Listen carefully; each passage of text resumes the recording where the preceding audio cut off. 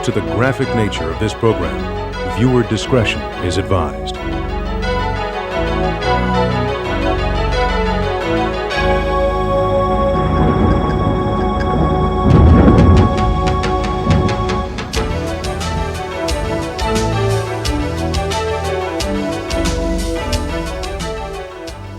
I'm Gordon Coulter. For many years I served as a law enforcement officer. Today it's my privilege to host this program on a little-known area in law enforcement, but important to every small community and every large city across our vast country. It's the area of satanic cults and how they impact our families, our children, and our communities. In satanic occultism, that which is good is bad, and that which is bad is good. And as you view this learning and educational tape, pay attention to notice the reverse of everything that is normal becoming abnormal. There are many crimes that are unsolved in our cities, and many of those crimes have ritualistic overtones, but they're hard to find, and it's difficult to find the depth of where these things go and who may have done them. And so today we hope to be able to shed some light on a dark, dark area, an area that has been taboo for so many years, that is also protected by the United States Constitution and the freedom of religion. That's why it's very difficult for us as law enforcement officers to really investigate. But the question really is, where do the freedoms end and our responsibilities begin for our communities? Satanic cults and their various offshoots exist throughout the world. However, a difficulty immediately arises with the word cult. Many cults fall under the protection of the United States Constitution, the freedom of religion. When we talk of cults and Satanism from a law enforcement perspective, we have to tread lightly. That is one of the reasons it is so difficult to investigate satanic cult activities. We know what the satanic cult professes to believe. We know what their potential for violence might be if they choose to be true to their belief. We even have evidence, here and there, that leads us to believe that some sort of rituals are taking place. However, unless we catch them actually breaking the law, or find evidence that leads directly to participants in some illegal activity, we have no case.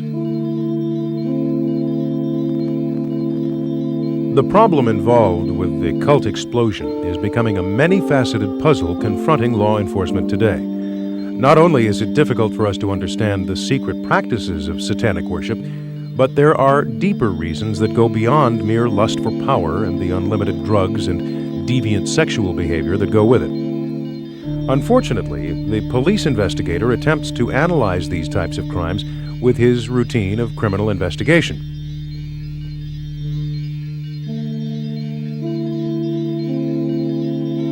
In the cases of satanic practices involving deviant sexual behavior, the investigator forgets the offense was committed by an abnormal person influenced by many strange and complex motivations, and therefore, law enforcement's analysis of the crime and the criminal must be guided by the principles of abnormal sexology.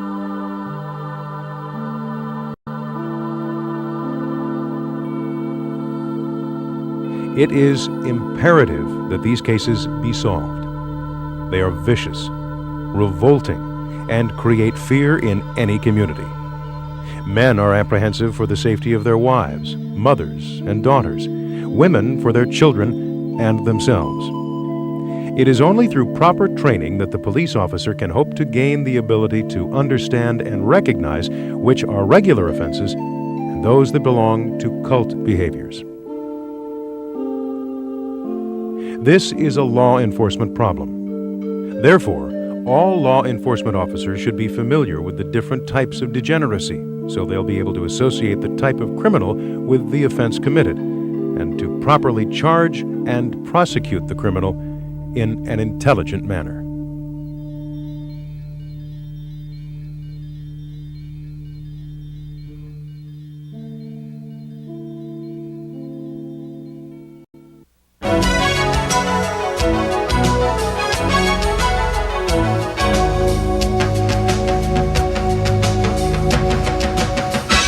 There are three general areas and levels of involvement in satanic occult worship.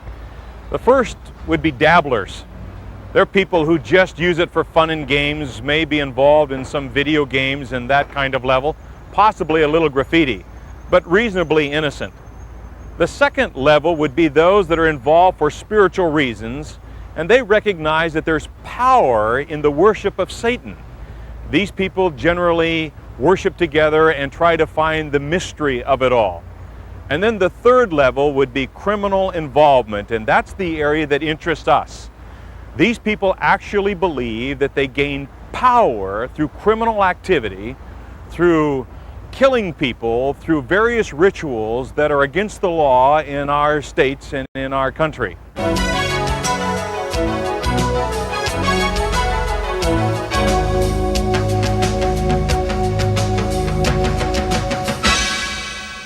Eric Pryor is a former Satanic high priest turned Christian who now spends his time educating people about the dark side of Satanic cults. When I was a practicing occultist, oftentimes I would come into this park and practice on various different holidays, lunar holidays and occultic holidays, and we'd actually have rituals in the park when we didn't have a space to do rituals indoor. So what I'd like to do is take you into the park and just kind of show you one of the places that you would start asking your questions and start looking to see, what the occultists are up to. There's two different communities that use this park. One is the pagan or occultic community, and the other community is, of course, the homosexual community. Interestingly enough, they go hand in hand. And so, well, see, here you go. Upon entering the park, you can see they've already got started. Okay. This is a pentacle. The interesting thing about this pentacle is it's an upright pentacle. This is not a satanic pentacle. Now, the reason why this pentacle would not be considered satanic is because it has one point up. Now, Satanists would reverse this star, or pentacle as it's called, and have 2 points up.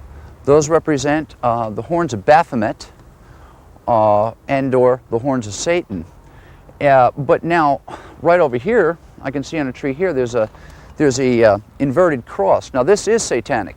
This is a very generic symbol. Let me see. It's actually fairly fresh too. This here, of course, is a bastardization of Christianity, and it's a very common symbol. Obviously, they probably had a party or a ritual here within the past night or two. Usually what they'll do is they'll mark, it's almost like a path. They'll mark a path to kind of show you where the action's at. The colors they'll use will be white, red, and black. Those are the dominant colors of the satanic movement. And basically, well, okay, over here, see? Here you go.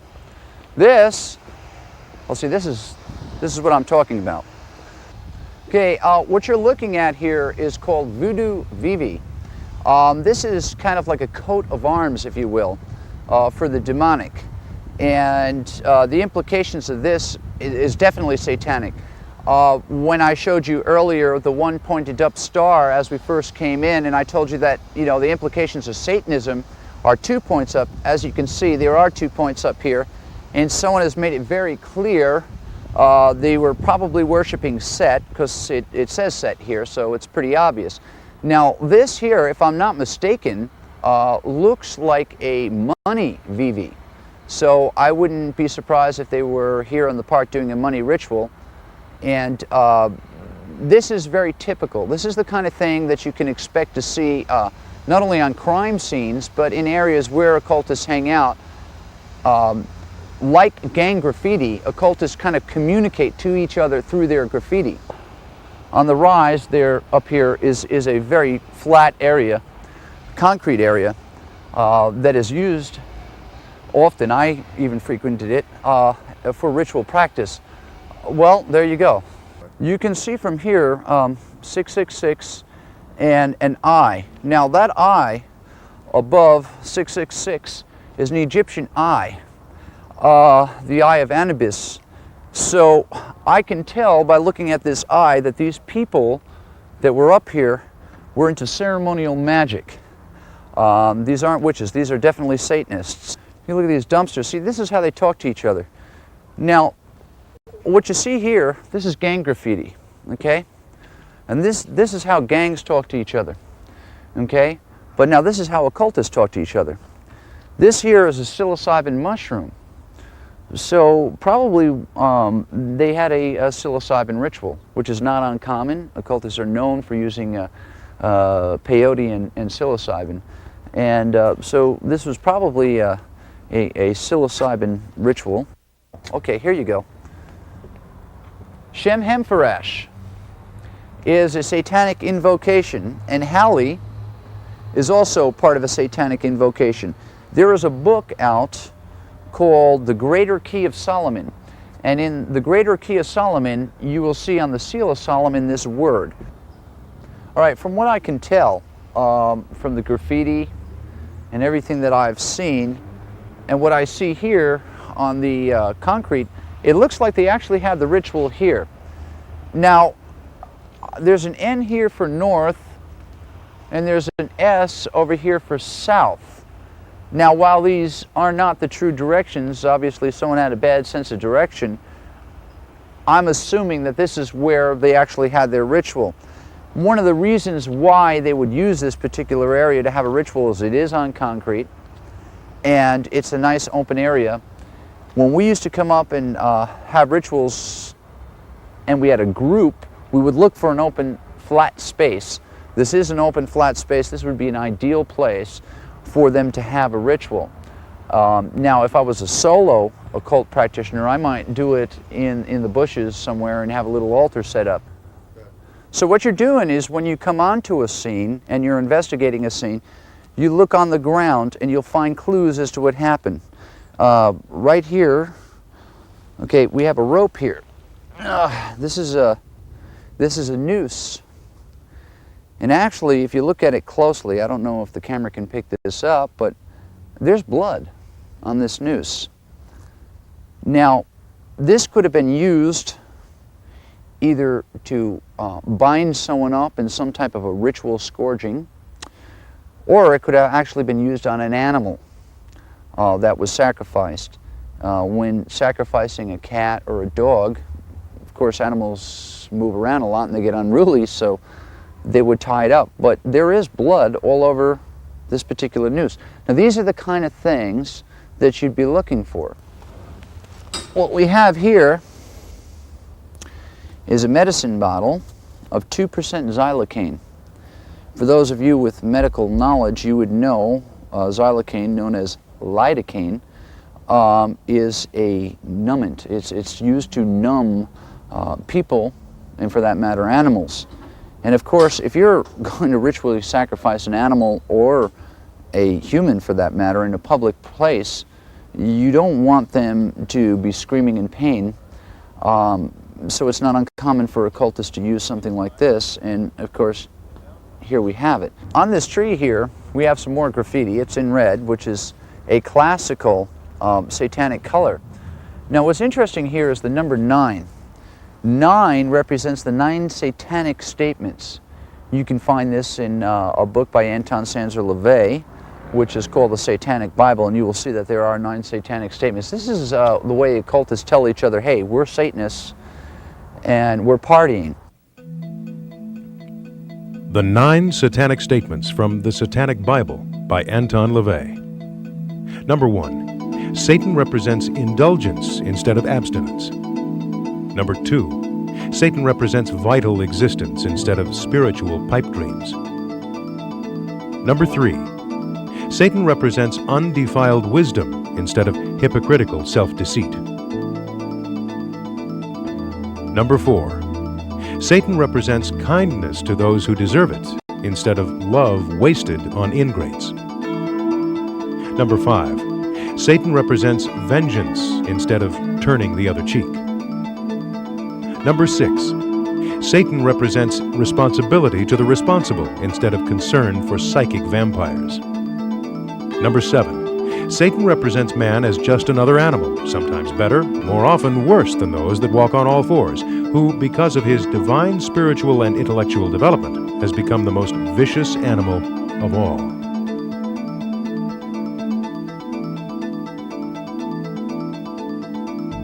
Number 8. Satan represents all of the so-called sins, as they all lead to physical, mental, or emotional gratification. And number 9. Satan has been the best friend the church has ever had, as he has kept it in business all these years.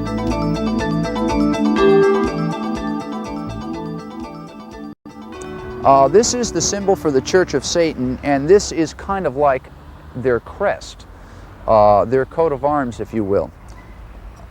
This would imply that these people either have affiliations with the Church of Satan or perceive themselves to have affiliations with the Church of Satan. Everything that we've seen here indicates Satanism. Different ritual sites will have different configurations and markings, but this gives you a good example of what to look for. First, upon entering the park, the pentacle and inverted cross were displayed. Second, further up the path, we found a voodoo vivi, which indicated a money ritual. Third, at the open cement areas that are common to satanic activity, we found graffiti that showed recent activity. In addition, we found a bloody noose and a xylocaine vial.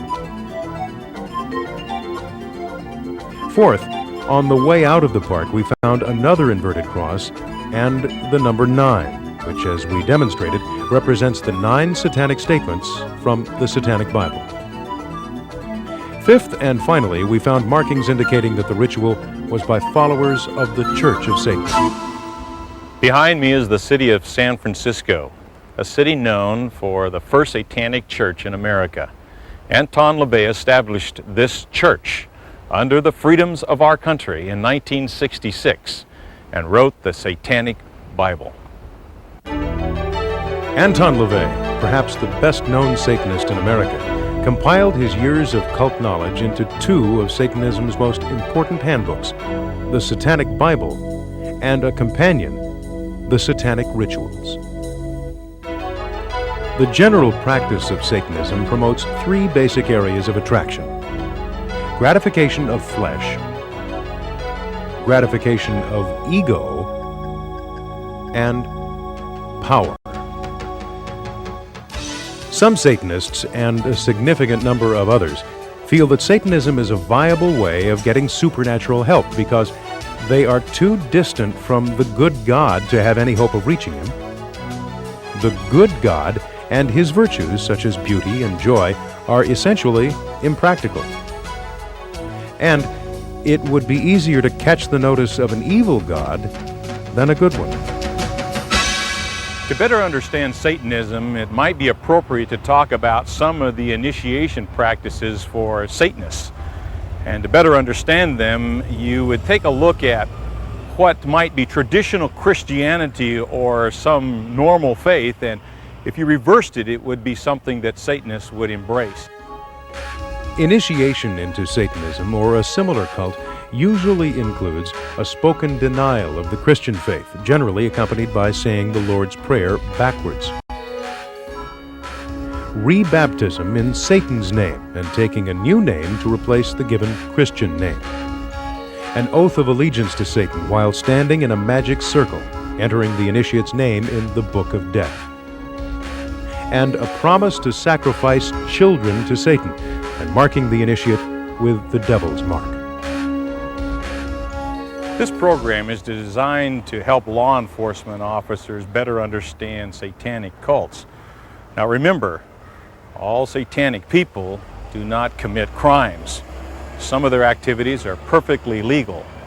But there are some things that some Satanists do that lead to illegal behavior, and some of them seem rather innocent on the surface. Some of those things might be just simple vandalism or trespass. Cruelty to animals that might be detected through mutilations and sacrifice. Kidnapping, whether they're adults or children, or even kidnapping of animals. Rape, molestation, child abuse, child sexual abuse that may be different than just harming a child, ritual abuse, arson, murder, which might include human sacrifice or mass murders or cannibalism, drug trafficking, sexual trafficking of children, corpse theft, cemetery vandalism, black market sales of bones and skulls, black market baby selling, pedophilia, pornography, torture, desecrating churches or other religious buildings, human slavery, weapons violations, suicides, disposing of animal parts, illegal entry into mortuaries and cemeteries, necrophilia, or having sex with dead people. These things may or may not be satanic kinds of rituals, but they're important to note in your reporting because they would fit together in a fabric as follow-up investigations might indicate a deeper need to look into the dark side of your community.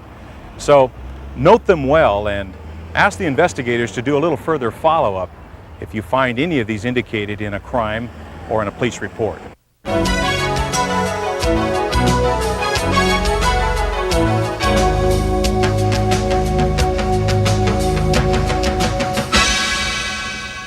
There is a difference between Satanism, voodoo, and witchcraft. And what I'd like to do is show you different altar setups so you can familiarize yourself with how these people operate and their various different paraphernalia.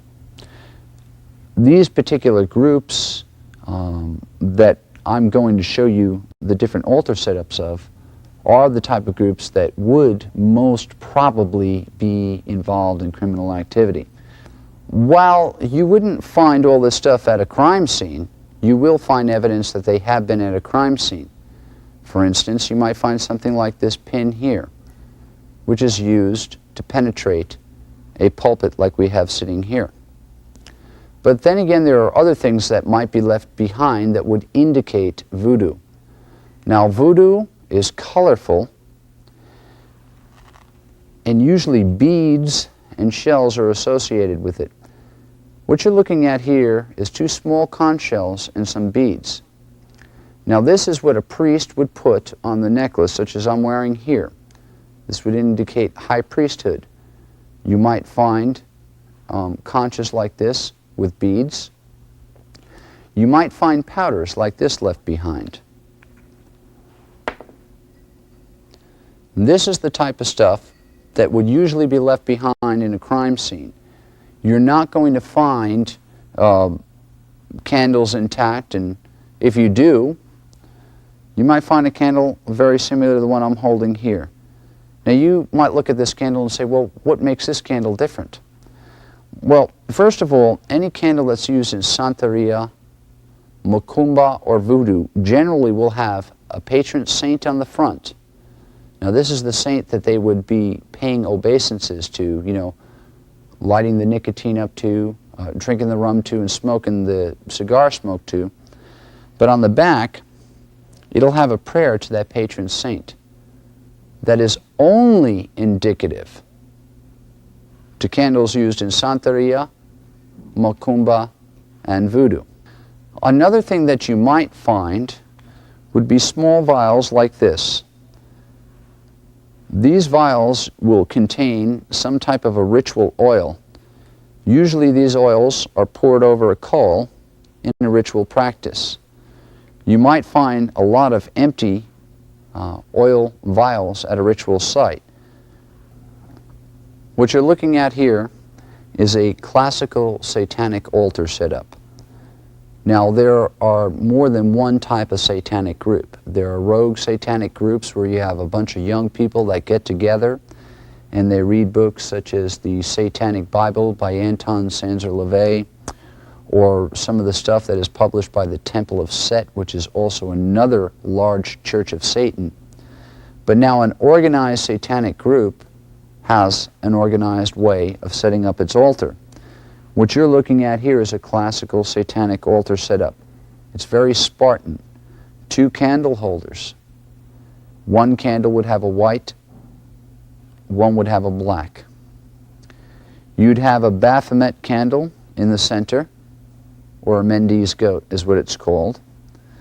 You would have a male candle on the left-hand side and a female candle on the right-hand side. You would have a skull, which is considered the barrier of death, and a bell to ring for each one of the 9 satanic statements. And they would ring it. You would also have 2 ceremonial daggers. One ceremonial dagger is actually used in directing the forces of magic, the way occultists would do that, as in directing their powers. And the other dagger, which would be called a bolane, would actually be used in ritual work. If I were going to sacrifice someone, I would use my bolane. It's considered a working knife. So in a satanic altar setup, you're always going to look for 2 knives. Okay, what you're looking at here is a basic witchcraft setup. Now the difference is you don't see the bells. You don't see the Satanic Bible, and you'll see a couple extra things here. For instance, most witches are very adept at using the tarot. Witches are very, very big on an art called scrying or fortune telling.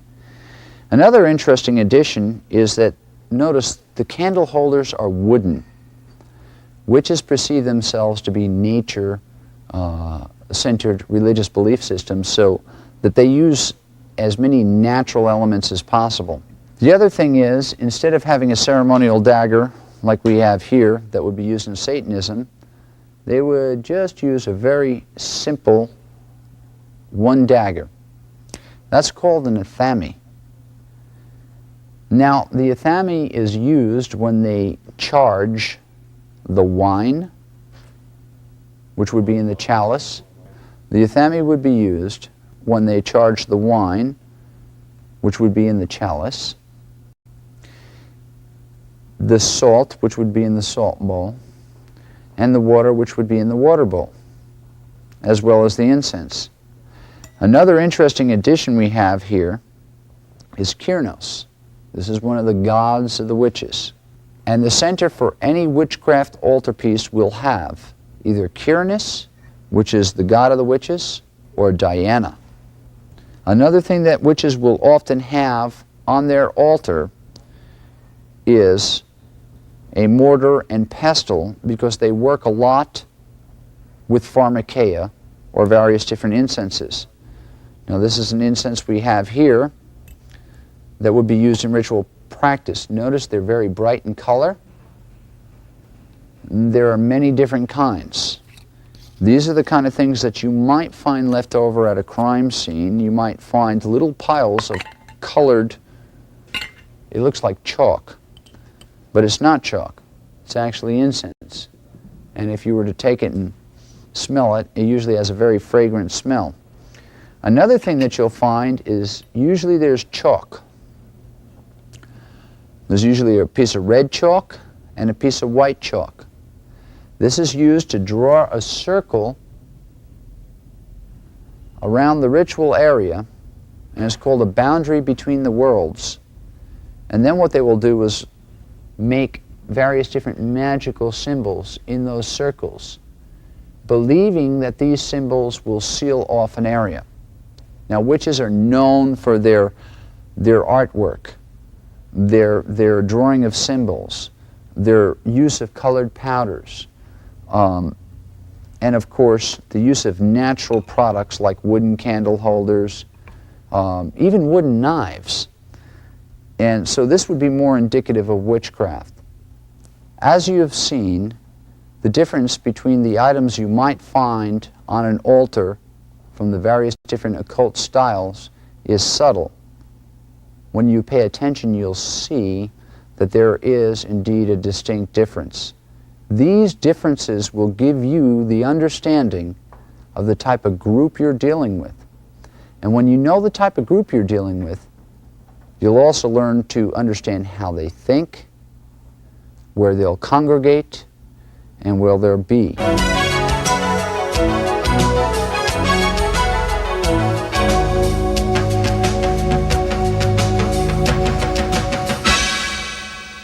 There are many different satanic symbols. Here are a few of the more common ones. The inverted cross. This is used to defame the Christian religions. In a righted position, Christ's head would be looking up towards heaven. In this position, it would point downward towards Satan and hell. By defaming a Christian symbol, the thought is that power is taken away. The numbers 666. According to the Bible, these numbers, 666, are the mark of the beast. The pentagram. This inverted star points downward towards hell and Satan.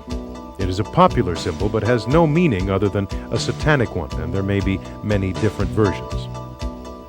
The voodoo vivi. As we saw in the park, it represents the type of ritual that occurs. The anarchy, which is the symbol of rebellion. And the swastika. In past history, this symbol has been used by witches and warlocks as a magic emblem. A glossary of selected terms. The altar, a table used for satanic rituals, normally a table of flat rock, but can also be a nude physical female being. The Antichrist. The Bible's book of Revelations describes him as the son of Satan, who will return and be present to receive his powers and challenge Jesus Christ during his second coming. The Baphomet, described as a deity in the form of a goat-headed god with the wings of angels, the breasts of a female, and carrying a torch between his horns. Black magic, magic that is used for destruction and hate. Black Mass, the most diabolical ritual that can be performed by a Satanist. It entails a blasphemous communion with Satan, desecration of artifacts of Christianity, a mockery of the Holy Bible, and all things that Christians religiously cherish. The ceremonies involve rape and sexual assault, sodomy, animal and human sacrifices, and often the slaughter of unbaptized infants. Blood, the life force. Satanists believe that the drinking of another person's blood, or that of an animal, increases their power and provides life force directly to Satan. The circle. The circle is the Satanists' protection from the forces they conjure up during their summoning and incantations. Coven. A group of non-traditional Satanists, not normally exceeding 13. Traditional Satanists do not have covens. Cult. A group of people who follow a leader who, through his charismatic ways, command allegiance, belief, and worship. Infamous leaders include Hitler, Crowley, Jim Jones, and David Koresh. Devil. One such name of Satan, Lucifer, Leviathan, Prince of Darkness. Goat's head, the symbolic identification of Satan in the world. Grottos, countless Satanists in one order or organization. Hand of glory, the left hand of a person who has died. The hand is removed from the body, pickled, embalmed, and mummified. It is then used to ward off evil spirits. The head. Satanists believe that the head is the most important part of the body. They often eat the brain to receive powers of the deceased person. The heart. Satanists believe it to be the center of life. By eating the heart, they believe that assumption of the deceased's characteristics and powers will be thus transferred. Host. Normally using blessed communion wafers, symbolic of the body of Christ, Satanists insert them into the vagina of the altar, or physically stomp, thus desecrating Christian beliefs. Lucifer. When cast out of heaven, he was followed by 1/3 of all the angels. Pagans, those who practice witchcraft, the worship of nature as well as multiple gods. Satan, an angel created by God, cast out of heaven, and now the object of worship by Satanists throughout the world. Succubus, a female demonic force that copulates with human males. Incubus, a male demonic force that copulates with human females. And witchcraft, the practice of the old religion which focuses on the goddess in her many forms.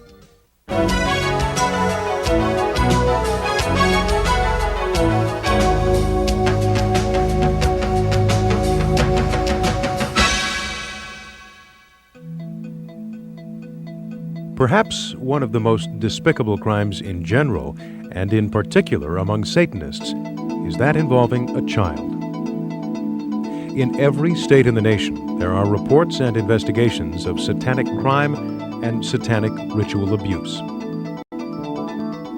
More than 2 million American children each year are reported missing, many of them too young to be runaways. In addition, more than 5,000 unidentifiable bodies of children are found annually in the United States. Physical abuse was a part of keeping me silent. My fingers were burned on a stove. I was forced to watch pets killed and put in an oven, and I was told that if I talked, the same thing would happen to me. They would dismember bodies and then hang me upside down over a vat. I think it was acid, I'm not sure, but there were body parts, and they told me they would lower me into the acid if I ever talked about this. In one memory I had, in order to get the blood, they used me as the person to get the blood from. It was basically the lamb, the child of God, and they would put pins and needles in between my fingers, and I would be bled so that they could have communion. Another way to keep me silent was to use a gun. Pornography, child prostitution brings in big money, and I was not to talk about that either, and I was threatened to be killed if I talked, as well as burned. They used cigarettes and other forms of burning to keep me silent. And I had a pet bird that they killed in front of me, and then I was put in a cage. And so as a young child, I made the association that if I were in a cage, then I must be like the bird, and if they can kill the bird, they can easily kill me too. Remembering comes out in poetry as well, and my pet bird was killed in front of me, and I was also forced to participate in the murder of babies. And so I wrote a poem about not being able to talk about that. Birds and babies go away, mustn't tell, mustn't say. Mommy will get mad at me, must pretend I do not see. Nothing happened, don't remember. Helter skelter, now dismember. Witches chant and babies burn.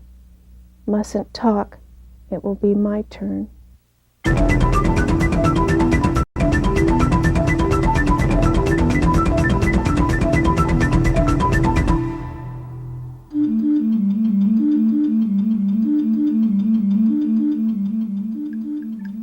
Symptoms characterizing satanic ritual abuse and sexual abuse in preschool-aged children.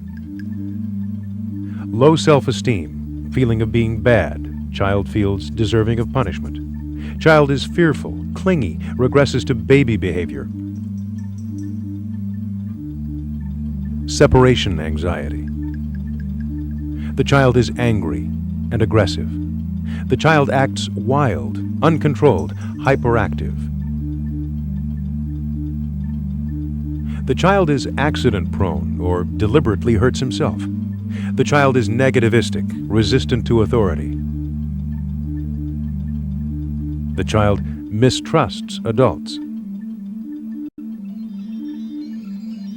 The child is over-compliant with authority, over-pleasing with adults. The child has rapid mood changes.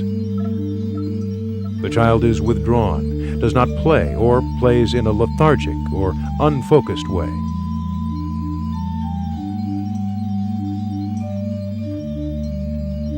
The child exhibits a short attention span. The child does not learn. The child's speech is regressed and babyish. He has delayed speech or speech disorder.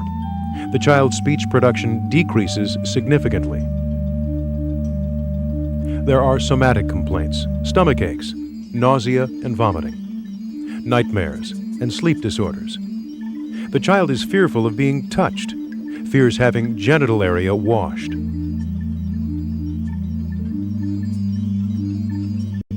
The child touches his genitals or masturbates excessively. The child touches or tries to insert fingers into his rectum. The child pulls down his pants, pulls up her dress, or takes off clothes inappropriately. The child touches others sexually or asks for sex. The child is sexually provocative or seductive. He or she complains of vaginal, anal pain, burning when washed or when urinating or defecating.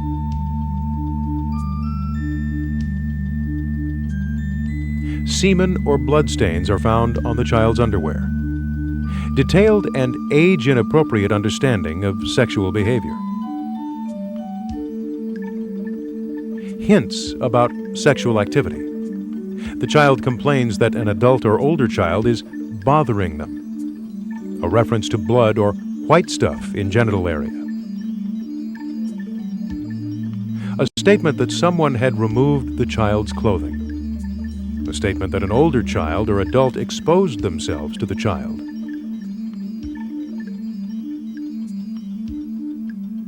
A child's statement that he or she touched an older child's or adult's bottom, vagina, rectum, mouth, etc.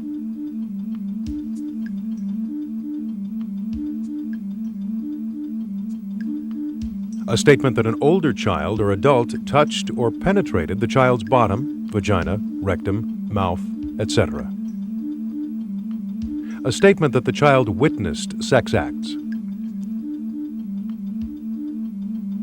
On medical examination, relaxed sphincter control, anal or rectal lacerations or scarring. The child relaxes rather than tenses rectum when touched.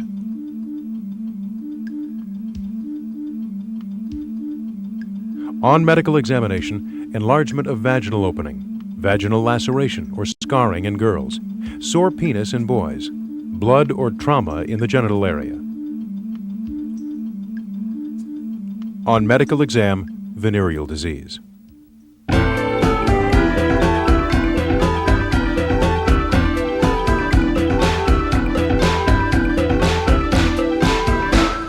Unfortunately, all of the signs of self-involvement, rebellion against authority, self-righteousness, disrespect towards parents, they're common in the growing up years. They're also signs of involvement in satanic cults. Perhaps one of the major signs of cult involvement is when the group moves into obsession. They get stuck on one idea, one type of clothing. They center focus on this idea and they do not deviate. They focus on destruction and on doom. They have many highs and many lows in their self-esteem. They have drastic changes in behavior like eating habits, cleanliness, punctuality, and attitude towards family and friends. Most of the people we deal with, the young adults that we deal with, have other problems that are synonymous with even sometimes gang activity. They're looking for things that they may not have at home. They're looking for self-esteem. They're looking for something that they can belong to. And a lot of times these kids start out innocently enough trying to get into something that they feel that they're wanted, and people will inform them and make their opinions to the point where they're really involved in satanic activity. Anytime you do have a situation where you find a ritual site or you find graffiti that shows some kind of satanic situation, then you need to look at it and investigate it. And I think the big thing is if you keep your mind open. Parents need to keep an open mind. A lot of times parents and people in general will close their eyes to things that they don't want to hear. If you keep an open mind and try to know your kids and learn what your kids are all about, I think that'll be a big step into understanding what's going on and then being able to identify any problems that may arise or situations that you might see that you might need to look for help and not keep a closed mind.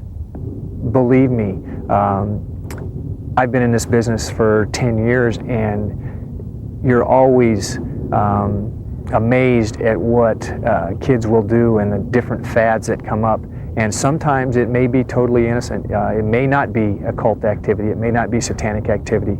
But hopefully if you have the open mind, you'll be able to notice that.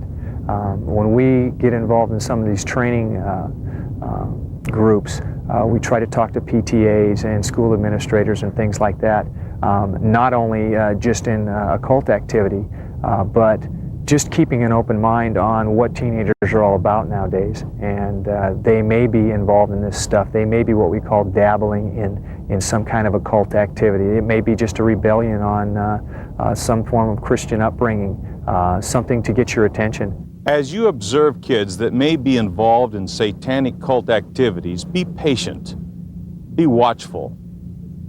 It's best to understand them because provoking them will only drive them deeper into the cult and that behavior.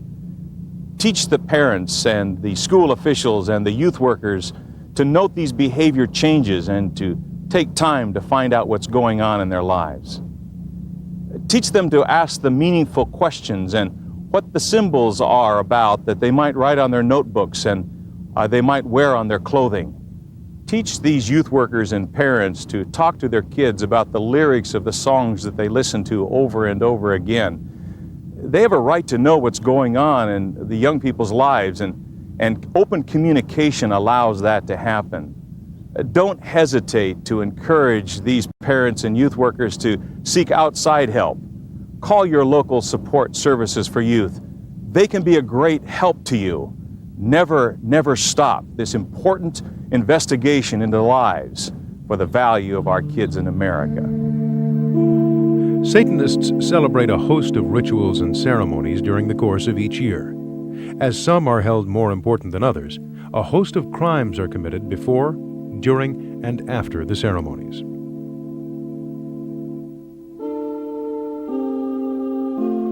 On January 7th, the celebration of St. Winebald is held. It is a blood ritual and animal or human sacrifice, including surgical dismemberment, and they're completed with males between the ages of 15 and 33 years of age. Satanic revels are held on January 17th. A sexual type of ritual, anal, oral, and vaginal activities are found with female victims ranging from 7 to 17 years of age.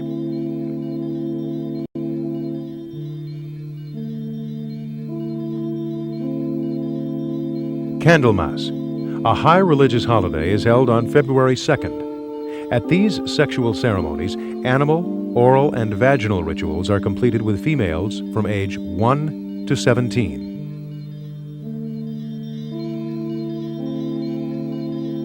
February 25th signals Beltane, a blood ceremony. Communions are held with blood filling the chalice. Animal dismemberment and sacrifices are common to this ceremony.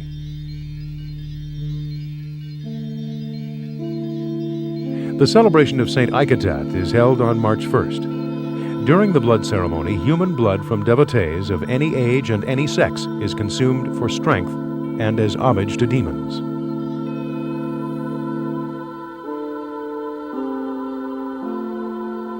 The spring equinox, March 20th, a celebration of orgies including anal, oral, vaginal, or bestiality sex between devotees of any age and any sex. Sacrifices are common. April 21st to the 26th is the time of preparation for the Grand Climax. Kidnappings of women, children, and animals are common. Thus, the victims are held until April 26th to May 1st.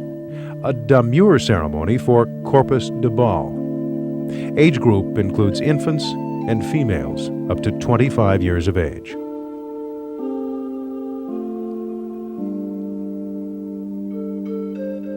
April 30th, called May Eve or Walpurgis Night, signals a host of activities and historically is devoted to coven initiations.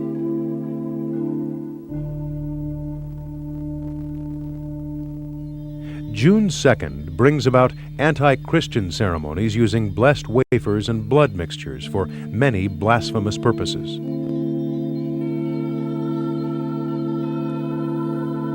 June 21st and 22nd signal the summer solstice, when orgies, anal, oral, and vaginal in nature, take place.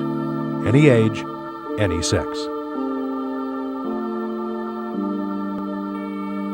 Demon revels are held on July 1st. Sex with demons, human and animals, primarily large dogs, take place with devotees of any age or any sex.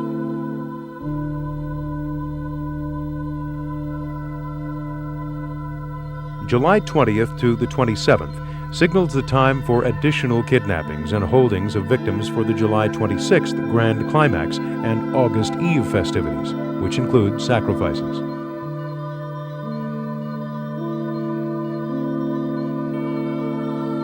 Satanic revels occur on August 3rd, with its sexual orgies with females from 7 to 17 years of age.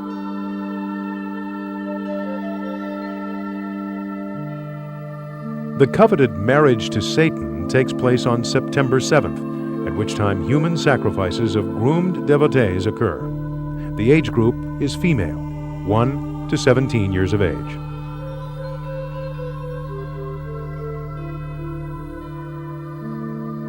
September 20th is the time of the Midnight Host, a blood ceremony when dismemberment of females 1 to 21 years of age takes place.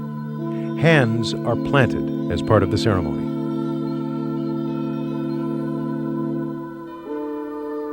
September 22nd, or Michaelmas, entails anal, oral, and vaginal orgies that also include bestiality with any age or sex devotees.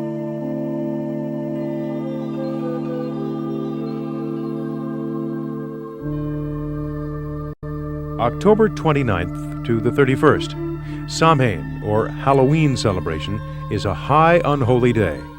Sex with demons is primary, as is infant sacrifice.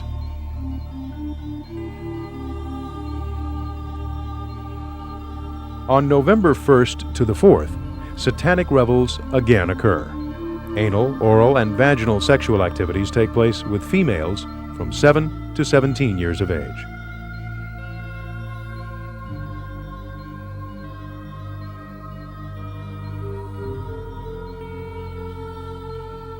And December 22nd, or the winter solstice, entails orgies with any age and any sex. And on December 24th, Demon Revels is a demure ceremony and a signaling of the high grand climax.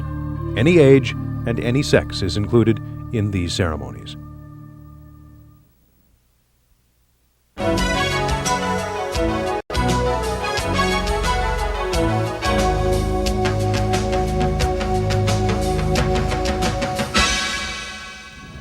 Richard Ramirez, known as the Night Stalker, was linked to Satanism. He had a pentagram on his left hand, and he would draw one on the walls of his victims' homes. At his arraignment, he yelled, "Hail Satan!"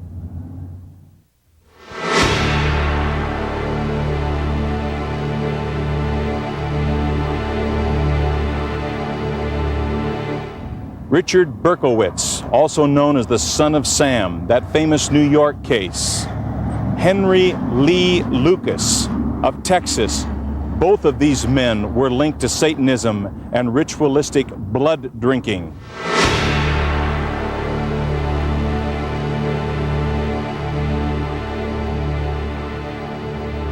Stanley Dean Baker of Massachusetts. At the time of his arrest, he had one of his victim's fingers in his pocket, and he was charged with dismemberment. He stabbed his victim 27 times, and he ate his heart.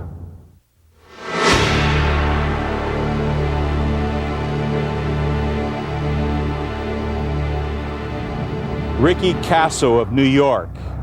He required his victim to say, "I love you, Satan," as he stabbed him to death.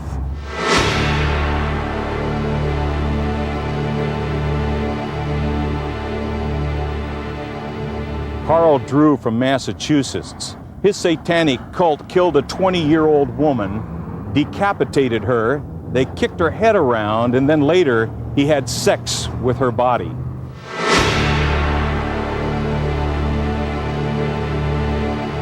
And in the history of the United States, only one case has been successfully prosecuted as a human sacrifice crime. That is the case of Clifford St. Joseph. Okay, the way we broke the St. Joseph case was through information received through some sharp patrol officer work. A couple of our patrol units that operated in what we call our Southern District responded to what was a drunken party. It appeared to be a drunken party. And one of the fellows kept saying, they're going to sacrifice him, they're going to sacrifice him. Well, what he was talking about was they had gotten a second victim and intended to sacrifice him. They had him captured for several days and had drugged him, and he had been drugged, and a lot of had been continual sexual activity, male sexual activity with him as he was chained nude in the bedroom, and then sometime he'd be chained to the fireplace in the living room, and every guest would come, he would be offered to have sex with him, and even at some point they had a German Shepherd have sex with him, and it was beyond what would be seen in a normal encounter of gay male anal sex. So we followed up on that, and we were able to find that young man after we talked to the fellow who was babbling earlier about this sacrifice. So we talked to that young man, and he told a very bizarre story. The story was that this man had been captured. The first victim, John Doe 60, had been captured. He had been drugged, and he had been sacrificed to Satan in honor of St. Joseph, and that St. Joseph was the high priest, and that he talked of other sacrifices, but we found no evidence of any bodies, anyone who had been sacrificed in this area previously, at least the one that we've been able to recognize. So he then told us that how they had disposed of the bloody mattress, and that they had done the initial ceremony in a circle on the living room floor. And of course we noticed that when we finally went to that address with a search warrant, we noticed there was all new carpeting, all new mattresses in the bedroom. So, and what the officers noticed is there were so many things that were so bizarre that this citizen couldn't make up a lie this big, couldn't get that drunk or get that loaded to make. So the things started to fall into place. Everything started to make sense. And I can tell you that our investigation of that case led us into the very highest echelons of our society, professional people, successful business people who were associates, and one of whom we know is a unindicted co-conspirator to this day, because the young man who had been sexually abused, who was to be the second victim, we got him psychiatric treatment and got him strong enough to be able to testify. And he testified to all the things, the ritual that had gone on before his day of reckoning, to where he was to be sacrificed himself. And it is a very precise procedure of what he eats, what he is given to drink, and that he's kept in a sedated mood condition for several days prior to the ritual. We were able to prosecute St. Joseph by using evidence, physical evidence, because he was clever enough not to give us a statement. At least the statement he gave us was innocuous. He was very clever in what he said and how he said it. But one of the things we were able to do is corroborate the two young men, and with physical evidence. One, for example, we rolled that new rug back and the new carpeting, pulled it back, did a luminol check on the premises, and there was blood everywhere. And when we did the luminol examination of the premises, we found the kind of blood that we expected to find. Because as I told you, the body was almost devoid of blood. And we knew that wherever this had taken place, there had to be a lot of blood. So in the cracks and crevices of the hardwood floor beneath the carpeting, even there were small blood spatterings on the walls, the lower part of the French doors, despite the fact of a thorough cleanup that had been ordered by St. Joseph after they disposed of the body. They deliberately picked and carefully picked the John Doe 60 and the young man who was to be the second victim. And we were told that this is the habit. Nobody's going to ever look for these people. They're the kinds of people, and there are lots of them around nowadays, where people drifters, people don't have any real ties, and they were able to lure both the John Doe 60 and the other intended victim with the lure of drugs. There were a great deal of drugs, and they were very plentiful. And that was one of the lures that they were able to entice young men to these areas to look them over to see if they were possible suitable characters to be persons to be sacrificed. What was the sentence for St. Joseph, and how is that all going? His appeal has been, St. Joseph's sentence he was convicted of first-degree murder, and his sentence was life without possibility of parole, and it is going fine. His case has been upheld all the way up the line. So it was a successful prosecution, good solid evidence, and it all helped to solve that case with some patrol officers being really sharp and following through on something that they saw that was unusual, and not discounting a person as being just a crazy, drunk, hyped up kid. That they took the time to say, hey, wait a minute, it's too many unusual things going on here. Let's if we don't know, let us call somebody who may know. And then by doing that, they gave us the lead that we needed to break that case. On ritualistic, satanic, cult kinds of crimes, you'll see a lot of unexplained behavior. Try not to rationalize it off as being just a bunch of kooks or just a bunch of druggies. Investigate, talk to people, identify people who are there. Ask those persons who appear to be really loaded, book them as drunk, book them as under the influence, call the detectives and ask. Look for unusual kinds of weapons, unusual kinds of cuts or wounds. And for example, a single wound, none of the wounds when you looked at the body of John Doe 60, just as a layperson, none of these wounds would kill him. Even the carving of the pentagram into his chest, he'd bleed, but this wouldn't kill him. And there was the fact that you have a dead body and there's no blood. There's some blood on the body, but there's no blood in and around the scene. Secondary scenes, because they've got to get rid of the body. They've got to get rid of it somehow. So we have to be very aware of anything unusual. Follow through on it. Call in help. Don't be embarrassed to say, hey, look, I don't quite know what's going on here. Call in the detectives, and they in turn, for investigators, call in experts who know how to deal who recognize some of these things. But one of the things you will see quite frequently, though, they do leave their mark. For example, the upside down pentagram on John Doe 60's chest. We've had several other cases where we're dealing with the ritualistic in the Golden Gate Park. This case was never solved, but this young woman was in the middle of a circle, and all around her were pentagrams painted on the trees with her blood and painted on rocks.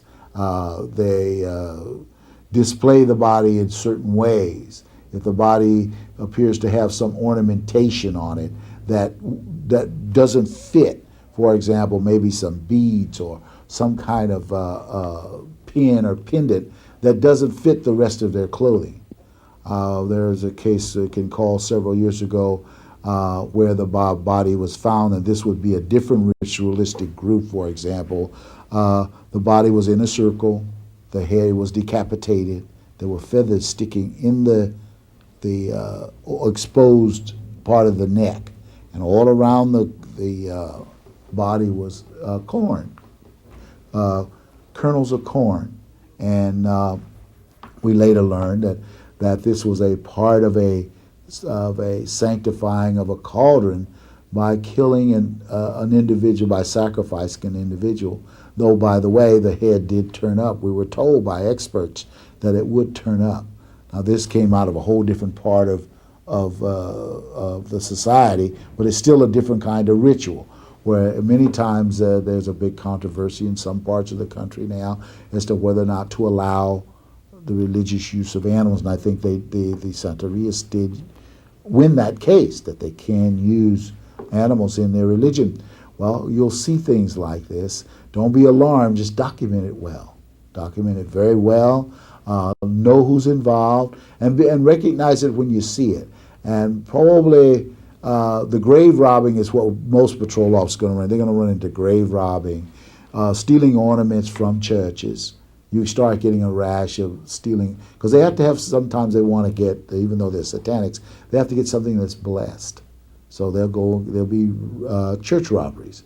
So if you start getting a series of church robberies, or any church robbery where the motive is not totally monetary gain, it's some kind, relics are missing, like chalices and different religious ceremony items. Look for that. Other things I can think of now is that they also deal with certain animal horns and parts and stuff like that, certain statuaries that you'll find on a premises, and the bodies that appear to be part goat, part human, all in a man, part man in body, and you'll see lots of candles. They use lots of candles of different colors and stuff like that. But there are a number of experts around who study this phenomenon, and as I said, based on my experience and studying, particularly with the St. Joseph case and a couple other cases that have had some dabblers around, we capture that material, read it, learn about them. It's just like any other part of our society. It's here, and we as law enforcement officers will deal with it. We have to deal with it. And the best way to deal with any problem is to understand it. In investigating homicides, there are some very obvious ritualistic markings that will appear on a body that is the result of satanic killings. But some of the markings are a little more subtle. And so what we're going to do is give you an illustration of this on our model, and also retrace some of the markings that were in the St. Joseph's case.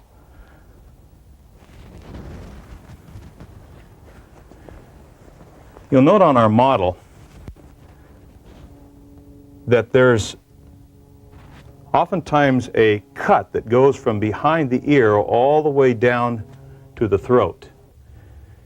You'll also notice that on the carotid, this right here would be cut where the blood would have been drained, and oftentimes there's wax laid on it to cover it up afterwards, after the body has deceased. They will also put wax over the eyelids after they're deceased, and so those would be some of the head markings that would indicate a ritualistic killing. Another area that's obvious in these kinds of ritualistic carvings would be the pentagram or the inverted pentagram on the right and the left side of the upper chest. This oftentimes is the signature of the high priest. Another area that you might find satanic ritual carving is in the stomach area. And as was true in the St. Joseph's case, the pentagram or the inverted pentagram was carved right here in his abdomen area. And you'll note again the points representing again the goat's head. Another area we'll want to note is the foot area. And right here behind the ankle bone, there is oftentimes an incision, just as our markings would indicate. And beyond that, on the bottom of the foot, they will sometimes cut the flesh and peel it back. And so you'll also note that. Another thing that is oftentimes done in ritualistic homicides is a penis is placed inside the mouth of the deceased person. Now, as you look at the body of a person such as this, please note each and every one of these markings. You might just see one of the markings. It could be just the carotid, or it might be just the marks behind the ankle, or as obvious as the pentagram. But whatever it is, if you look just a little bit deeper, ask a few more questions, and note to the investigators more information, it could lead to the solution of other crimes that have been just passively sitting on the desk without any clues. Maybe you think your community is immune to these satanic crimes. Well, it's not. The next victim might show up tomorrow on the beat. It could be in your community, or it could be in a major city or a small rural area. Could be a member of your family. Could be someone you know. I challenge you to investigate each crime just a little bit deeper. Let's stop this heinous crime that's going on in the name of the devil. Let's stop it before it takes another victim. Let's stop the Richard Ramirez's and the Clifford St. Josephs before they kill one more innocent person.